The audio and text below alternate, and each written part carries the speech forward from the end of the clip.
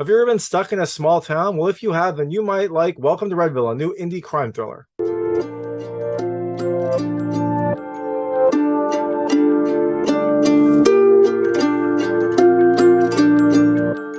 Hey everyone, it's David Stark from Watcher Pass. Today I'm here to talk to you about Welcome to Redville, which is coming to digital and on demand on August 29, 2023. It is a quirky indie crime thriller about two people that are stuck in a small town and kind of the unsettling but also wonderfully wholesome things that happen to them while they are there. My hot take is, look, I think you should rent it. It is a nice effort. I love the kind of like style of it. I love the whimsical nature of it. And I do like the premise, but special effects were just kind of hit or miss for me. And the story does go a little overboard at the end. But I did enjoy this film. So overall, I think it's a rental. I'm going to tell you a little more about the film, a few things I liked, a few things I didn't like, and then really quickly go into the ending. So as you can imagine, there will be spoilers in the ending section. If you don't want to know what happens in this movie, I would turn it off when I get there. Before that, I'll keep it vague. I'll keep it spoiler free. I'll let you know when I get to those spoilers. So in Welcome to Redville, you have Leo and Toni, who are a young couple who just committed a botched diamond robbery. They went in, they just wanted to steal some diamonds to get some money to get on their feet. They could then flee to Costa Rica. But unfortunately for them, one of their security guards is a little bit overzealous and he ended up getting shot. So they get some diamonds, but now they're on the run from the cops. They make it to a cliff. They have this dramatic, like Dukes of Hazzard style maneuver to get over the cliff, and they're on their way. But as they're driving, their car breaks down right outside this small town called Redville. And when they get in there, it is an interesting place, but it seems like there is something unsettling just under the surface. So things I liked about this movie. The first, I really liked the opening. I thought it was kind of an exciting opening to start the story. It's told in several cuts where you get to see like the car chase and then back to the actual diamond robbery that happened. And it cuts back and forth. So you're kind of learning about what happened as you're in this like exciting police car chase. I thought it was a really great way to open up. I thought it was kind of a nice high energy way to open up this film and really kind of get you invested right from the start. The second thing I love, look, I love the tone. This film has a very interesting kind of quirky tone. It has a, I don't know, like a whimsical, lighthearted feel to it, despite there being something sinister going on. Like you're not sure if it's a scary movie or a silly movie. And it kind of goes back and forth throughout. It's kind of one of those movies where things seem so nice on the surface, but underneath there is definitely something wrong with this whole place. And I did love that. I love that that's the tone that this movie set. It set it from like the sets, they're all very bright. It set it from the characters are all like overly nice. I had this really great feeling throughout that really made this into a very interesting movie. It was part thriller, it was kind of like part horror, but then it was also part like Pleasantville wholesome. It was a really interesting combination of all three of those. And the third thing I liked, which contributed to the overall tone also, the music is fantastic. It has this nice kind of whimsical music that plays throughout that really helps with the tone. So you'll have like something weird going on, and you'll have this like fun, like upbeat, almost like circus music playing during it. And I really liked that aspect to it. It really gave this kind of a unique feel. And again, it helps to contribute to this like overly bright but unsettling feeling in this film. So that being said, things I didn't love as much about this movie. The first, the effects were not that great. And look, I know it's an indie film. I know that can happen a lot, but there were some pretty noticeable CG effects, especially during the like a big car scene. Like I said, I liked the initial opening because it was pretty exciting, but you could tell that a lot of the kind of like more impactful scenes were CG and it made them not look very good. Like there's CG when the car breaks down, there's like CG smoke coming up. Even when they're driving, it looks like there's CG in the windows. It definitely is noticeable. And look, I know for an indie film, CG can often be cheaper than wrecking a car. Like that makes perfect sense. But to me, it made those scenes just kind of like not pop as much as they could have. The second thing I didn't love as much, the story goes a little off the rails towards the end. I mean, I understand where they were going for, but it does feel like the story is kind of like goes to the extreme. And that was boiling down certain things that were happening in the film, but it went a little bit too far for me. And also it was filled with CG effects that just did not look very good. So again, that made this movie kind of have like a weaker ending than the start. I really liked the start. I thought the start was really fun. The ending kind of went a little bit too far. And that leads me to the third thing I didn't love as much. The actual ending itself, it wasn't like super fulfilling. And it seems that went for a couple kind of like gotcha, aha, shock moments. And I don't really know if they hit. I'll go into that in the ending section, but for me, it felt like the ending tried a little bit too hard to kind of pull the rug out from the viewers.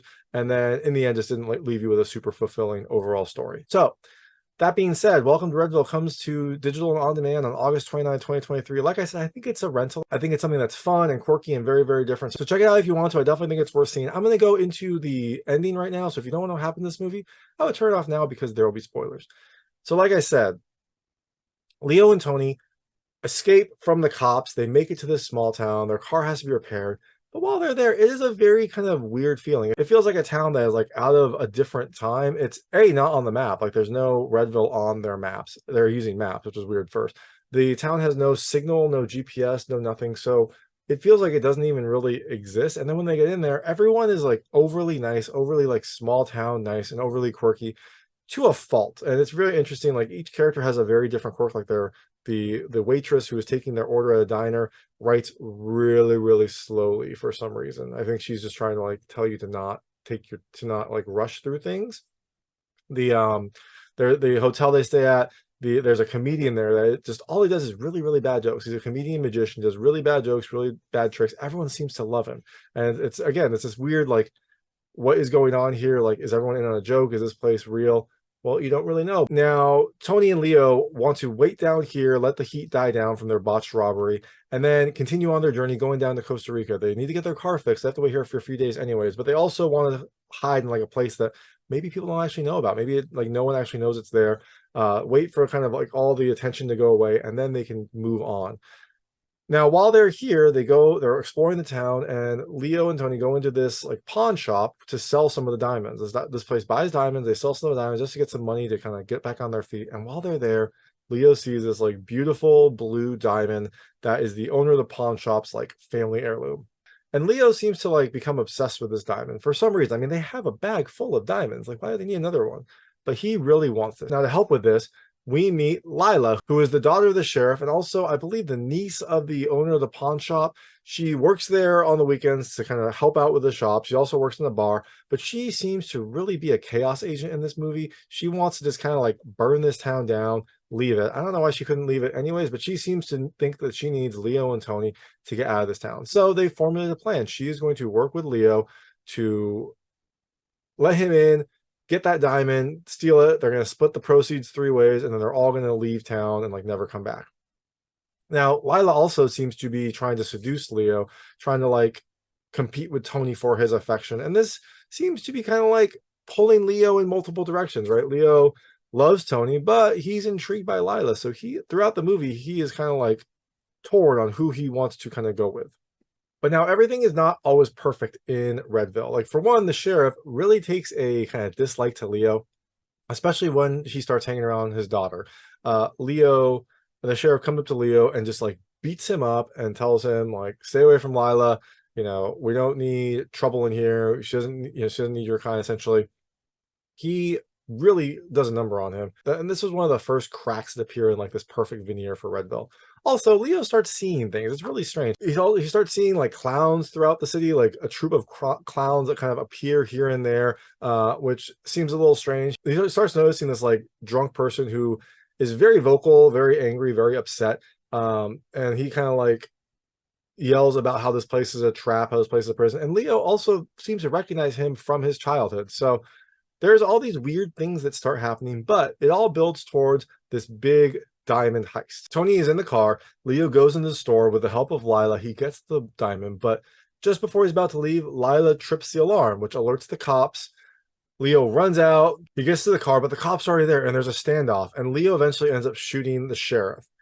That causes some chaos, and so Leo and Toni drive away. They get out of there, and as they're driving away, Lila goes over to the sheriff and says, like, enough of the drama now, get up. And the sheriff gets up, and so you get this feeling like, was he wearing a vest? Is he immune to bullets? Is this place kind of like not real? You don't really know, but something strange is going on.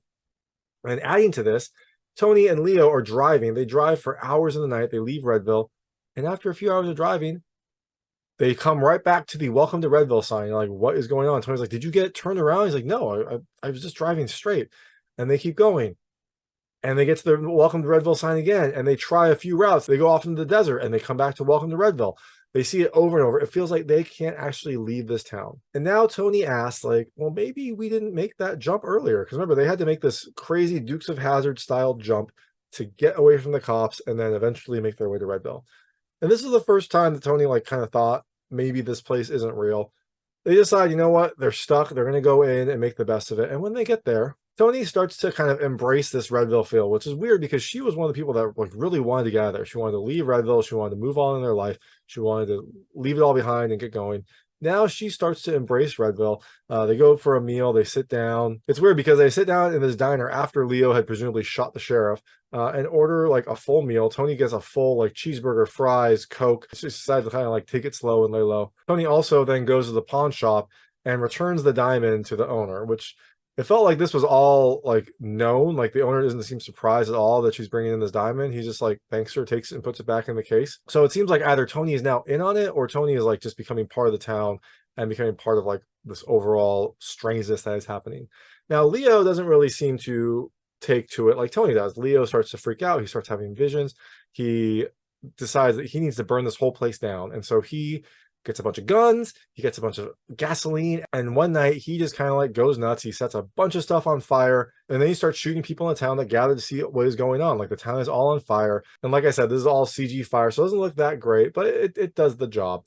And Leo starts shooting the townspeople, and they get shot, and they're down for a little bit, but then they get up pretty soon after. So you're like, what is going on? Like, are they zombies? Are they supernatural?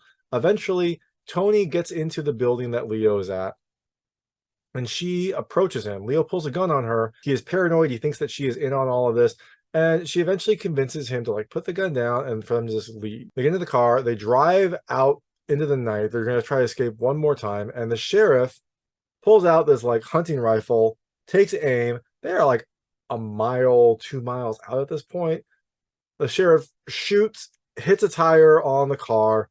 The car kind of goes out of control, starts spinning, and then boom, we are jumped to the jump at the very start, the jump when they were escaping the cops after their heist, and we see their car in the desert after they jumped start rolling like crazy. So you think like, okay, well maybe this like Redville incident was them when they were in the air. Like sometimes time stops, weird things happen. Maybe that's what it was. It seems like they are both fine, though. Toni wakes up before Leo. She gets him out of the car. They both kind of run from the cops. And you're like, how are they possibly running? Like, they did jump like a 30-foot cliff, but the cops are all up there. You could definitely see them getting out of this car, and they're in the middle of the desert. So there's like some small brush and things like that, but there's not really a place to hide. But somehow they are able to escape. They get into the desert. They kind of are going until Toni thinks that they're not being pursued anymore. And that's when they open the diamonds. And Leo finds like the nicest diamond and gives it to Toni, saying, "This is for my queen." And then they kiss. And then you hear some sirens off in the distance, and it sounds like they have to keep pursuit. They have to keep fleeing. Now we cut to like a news conference with some cops. You don't get like audio, but you do see what's happening. And it's the cops are around this like broken down, flipped over car, the car presumably that they took that didn't make the jump.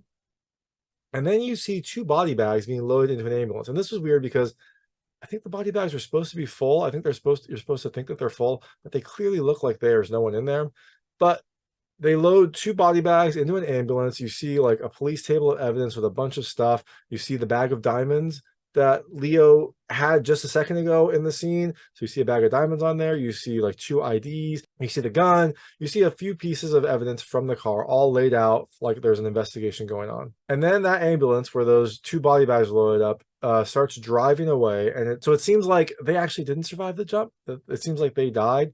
Now we go back to seeing Leo and Toni walking in the desert, and they eventually see the sign, "Welcome to Redville." And they keep walking towards it, and they disappear, and then the "Welcome to Redville" sign disappears. So what does it mean? Well, I think it's supposed to mean that I don't think they survive. I think Redville is like I don't know, like a purgatory type place. Maybe it's some people's heaven, maybe it's some people's hell. It feels like it might be a purgatory. Leo and Toni didn't make the jump. They both presumably died in the crash, and then now they're like in Redville for good. What was that first Redville part? I'm not sure. I think it's supposed to be, maybe that was the initial impact, but it didn't really work out with the timeline with what was happening. But maybe that initial impact when they first hit caused them to like black out, go to Redville, or maybe die then. And then they tried to like escape. They're like ghosts or whatever, tried to escape, tried to leave the car even though they were already dead, kept going, and eventually ended up back in Redville anyways. That's kind of what I'm thinking happening. I think it would have been a better ending if we would have cut back to the real world after the sheriff shot the tire in Redville, and then just kind of like had that be it. Like, see them both in the car, see the police evidence, see the body bag, see all that stuff. And then maybe after, we could have seen them walking towards the sign, Redville sign, or even better, I think maybe after that scene, just see them go back into the bar, or see them go back into the hotel, and the hotel bellman being like, "Oh, you're back," and like, "Yep, I guess we're here for a while," something like that, just to kind of like tie up all those loose ends. I think that would have been like a better overall. And the fact that they went for this like double take, I don't know, it just made this whole thing kind of confusing to me. But like I said, I liked the overall journey, I liked the tone, I liked kind of the style of this movie. So that is Welcome to Redville. It's coming to digital and on demand on August 29, 2023. Let me know what you think. Let me know what you liked. Let me know what you didn't like. Let me know what I got right and wrong. I'd love to hear it. And thanks so much for watching. If you liked this review, please like and subscribe to this channel. It helps me out a lot. Make sure all my new content goes straight to you. Thank you.